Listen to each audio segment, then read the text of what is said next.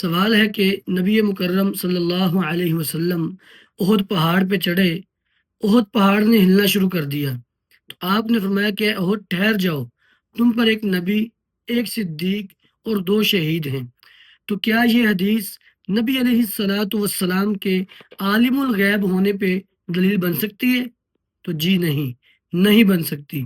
اس کی وجہ یہ ہے، پہلی بات، اللہ رب العالمین نے قرآن کریم میں خود فرما دیا، قُل لَا يَعْلَمُ الْغَيْبَ إِلَّا اللَّهُ، کہ نبی آپ کہہ دیجئے اللہ کے علاوہ کوئی غیب نہیں جانتا۔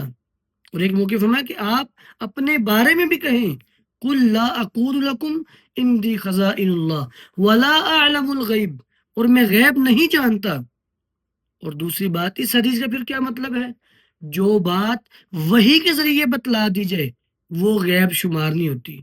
جیسے کوئی شخص کسی کو خبر دے دے کہ فلاں علاقے میں یہ واقعہ پیش آیا ہے، تو کیا جس کو بتایا جا رہا ہے وہ غیب جانتا ہے؟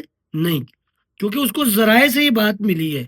اللہ رب العالمین کی معلومات اللہ تعالیٰ کو کوئی نہیں بتاتا، اللہ کا ذاتی علم ہے، اللہ بذات خود جانتا ہے، اور جس کو کوئی بتائے اسے ذاتی علم نہیں کہا جاتا۔